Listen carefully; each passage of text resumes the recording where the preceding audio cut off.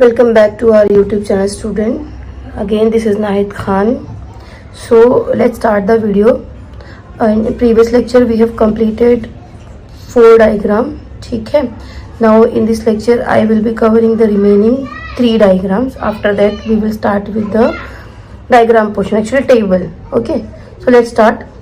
Fifth one है, दिया हुआ है हमें price per unit in rupees दिया हुआ है 54321 एंड क्वांटिटी डिमांडेड दिया हुआ है 100 blank space 300 blank space 500 then quantity supplied is given 500 400 blank space 200 and blank space. Okay, question क्या दिया हुआ है that we have to see. Complete the table 2 marks. Once will complete this table will get 2 marks. And then बोला है second, derive the equilibrium price from the above table with the help of suitable diagram. Now what is equilibrium price?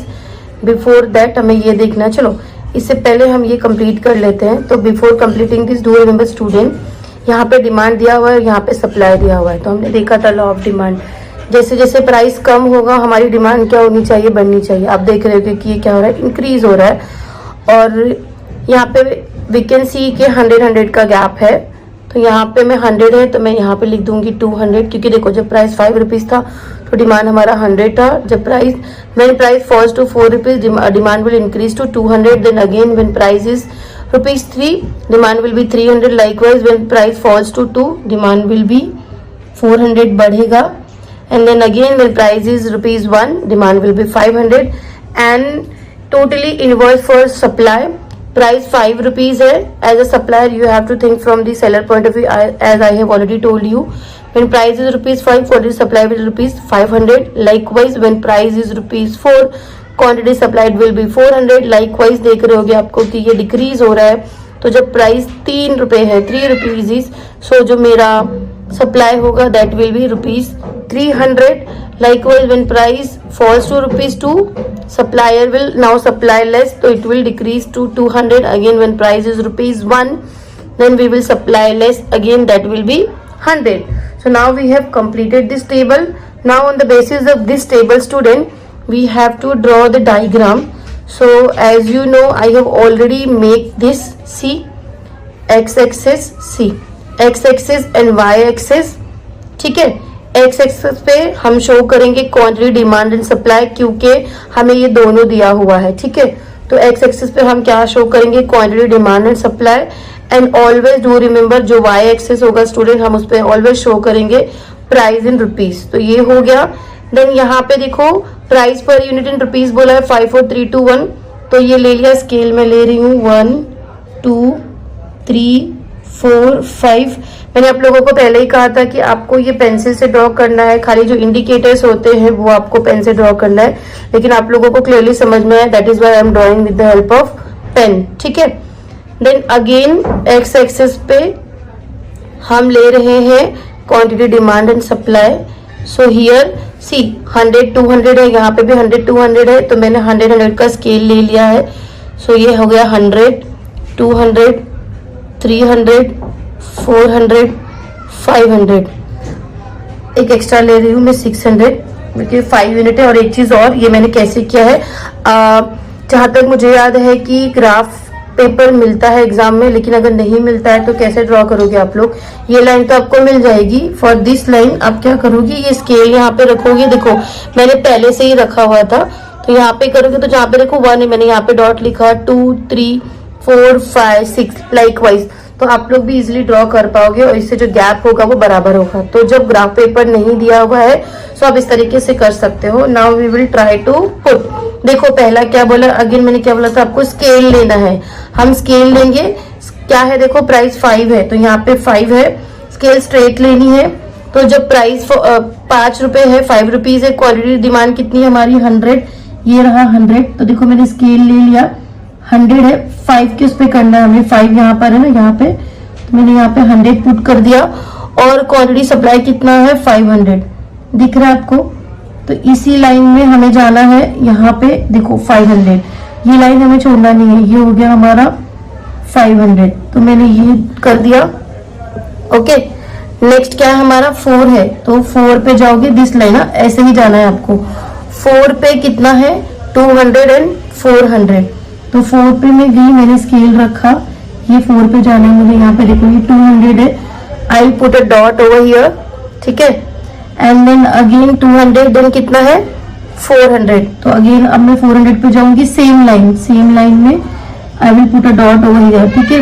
ये 2 dot हो गया, same line है 5 का। अब कितना बोला है हमें, सी 3 दिया हुआ है, 300 एंड 300। तो मैं 3 के लाइन में जाऊंगी और ये रहा मेरा 300 का कॉलम। तो यहाँ पे ये 3 की लाइन में 300, दोनों ही 300 है, तो मैं एक ही डॉट पुट करूंगी। आप लोगों को दिखे इसलिए चलो मैं थोड़ा सा इसको बड़ा कर देती हूँ, जो मैंने डॉट किया था मैं सर्कल कर देती हूँ। नेक्स्ट अगेन 2 के लिए क्या है हमारा 400 एंड 200। मैं 2 की लाइन में जाऊंगी, पहले मैं 400 के पास जाऊंगी, ठीक है। 400 एंड देन कितना बोला है 200। तो ये रहा 200, अगेन 4 की लाइन में 200। आफ्टर दैट हमारा जो फर्स्ट यूनिट है that is 500 and 100। First unit पे ये रहा 500 के, यहाँ पे मैंने डॉट पुट कर दिया एंड देन फिर 100 के उस पे हम डॉट पुट कर देंगे एंड देन हम इसको ड्रॉ करेंगे लाइकवाइज। सी इस तरीके से हम ये जो पॉइंट्स है इसको ज्वाइन करेंगे, यहाँ से इसको भी ज्वाइन करेंगे हम, ओके, ठीक है। सो ये जो है हमारा स्टूडेंट, ये है जो हमारा डी डिमांड कर्व, क्योंकि बताया था ना मैंने, जो डिमांड कर्व होता है that is downward from left to right. और ये जो है हमारा जो है this is the D curve, ठीक है, demand curve. And this one is S supply curve, that is upward. Supply curve always upward student, that from left to right. याद रखना, आपको ऑब्जेक्टिव में काम आएगा।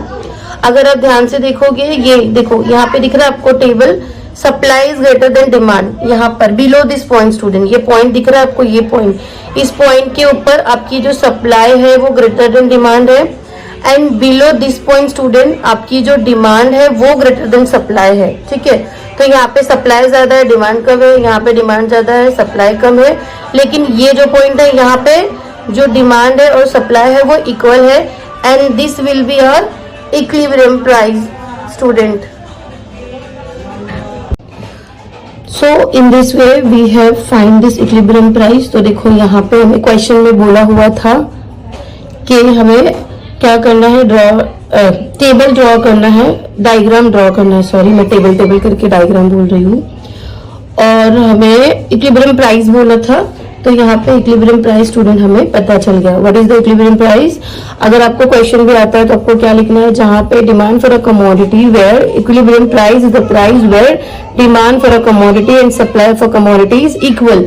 तो यहाँ पे आपको दिख रहा होगा कि हमारे टेबल पे 3 where the price is ₹3, demand and supply is 300। तो this is our equilibrium price and before this point क्या है हमारा जो सप्लाई है, देखो जैसे कि मैंने यहाँ पे लिखा है ग्रेटर देन डिमांड है, और बिलो दिस पॉइंट जो है वो क्या है हमारा डिमांड जो है वो ग्रेटर देन सप्लाई है। सो यही पॉइंट होगा जहाँ पे जो इक्विलिब्रियम पॉइंट होगा। ओके, सो कंप्लीट कर लिया हम लोगों ने, ये हो गया हमारा 5th वाला।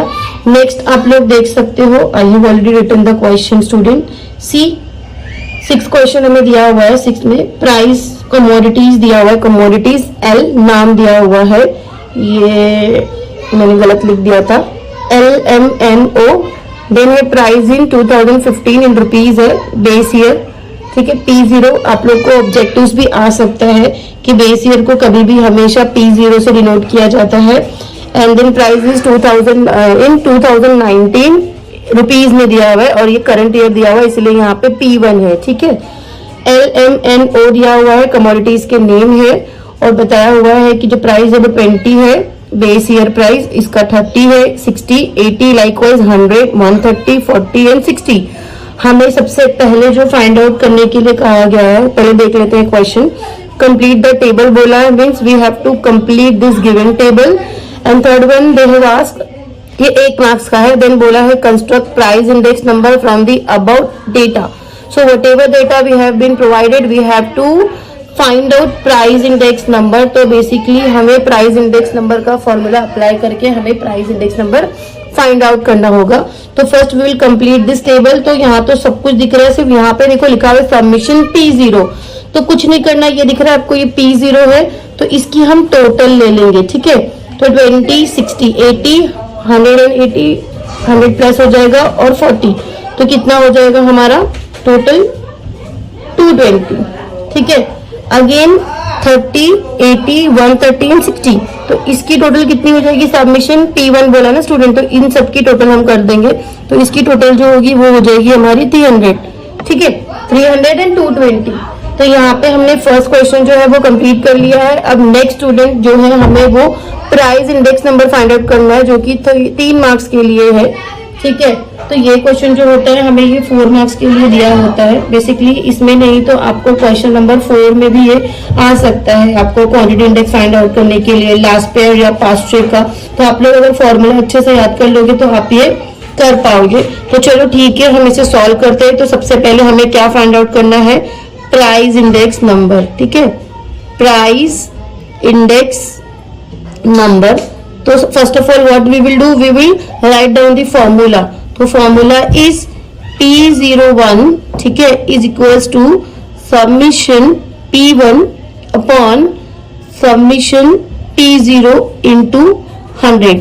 ये जो है स्टूडेंट ये प्राइस इंडेक्स नंबर का फॉर्मूला है, summation P1 upon summation P0 into 100, ये फॉर्मूला है। अब हम वैल्यूज पुट करेंगे, तो P01 is equals to summation P1 हमने फाइंड आउट किया है, सबमिशन P1 कितना है हमारा 300, so here we will write 300, okay, upon अब क्या है सबमिशन P0, तो सबमिशन P0 यहाँ पे दिया हुआ कितना है, ये 220, सो यहाँ पे लिख दिया मैंने 220 और फॉर्मूला में हमारा इंटू 100।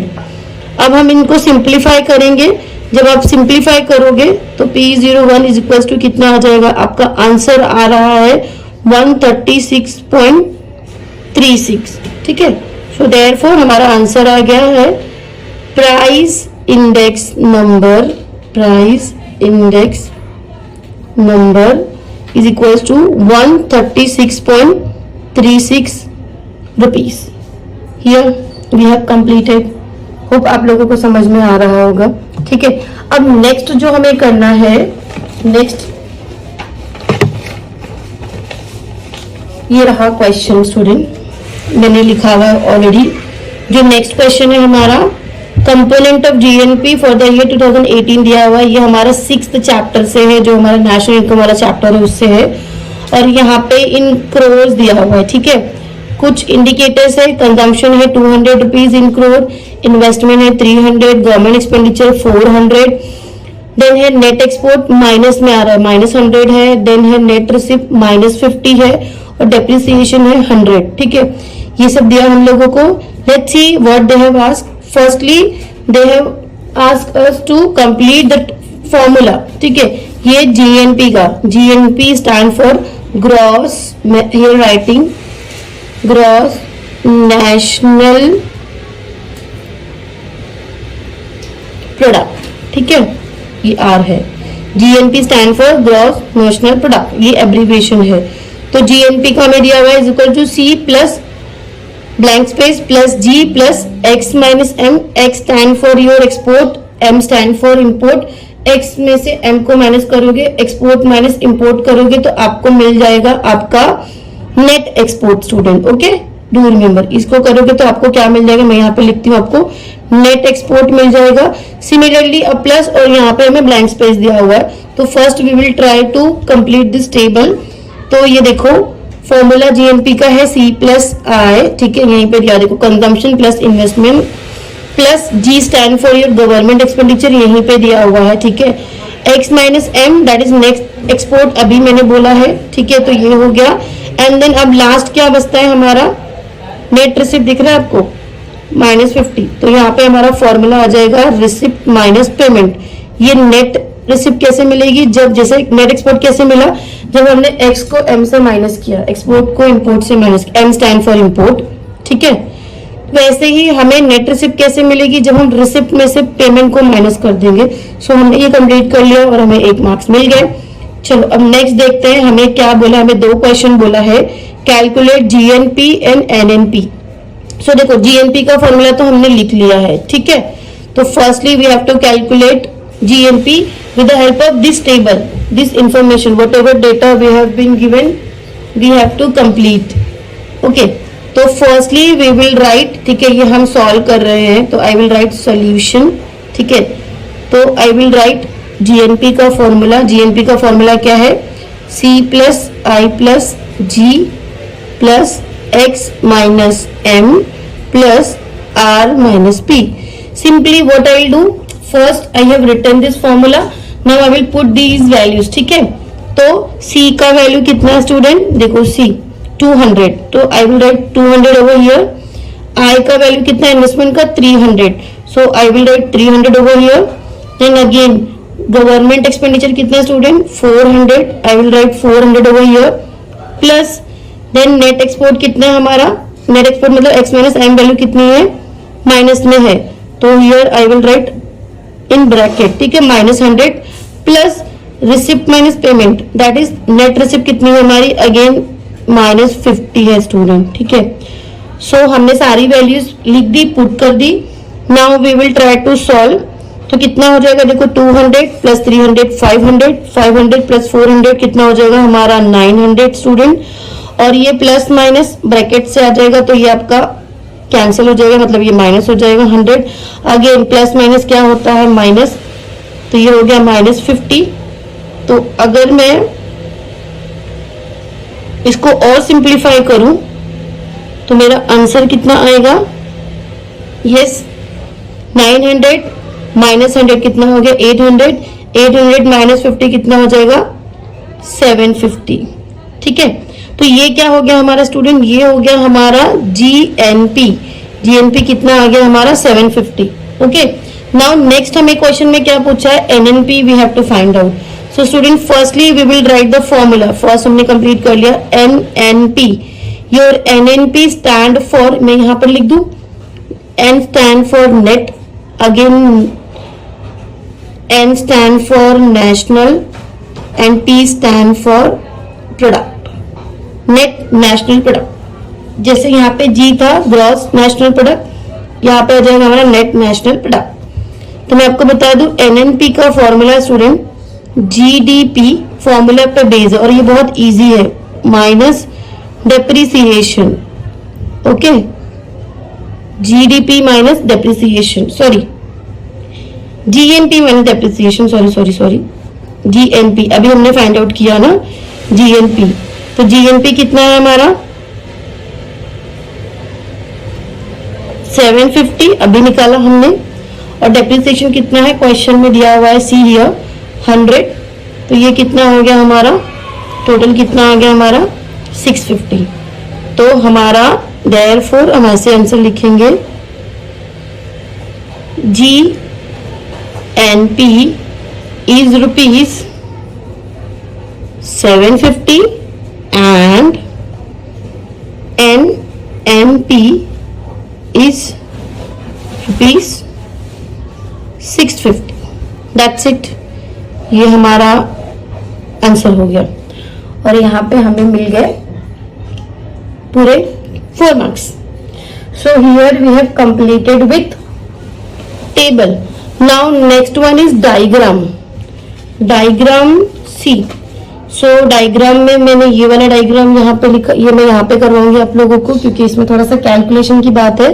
सो डायग्राम वाला part I will try to explain with the help of PDF only student. ठीक है, so diagram I will be covering in the next lecture. So in this video this much only student. Then too if you people have any doubt you can ask me in the comment box. Meanwhile keep studying. All the best for your economics paper. See you in the next video student. Thank you so much for watching the video. Thank you.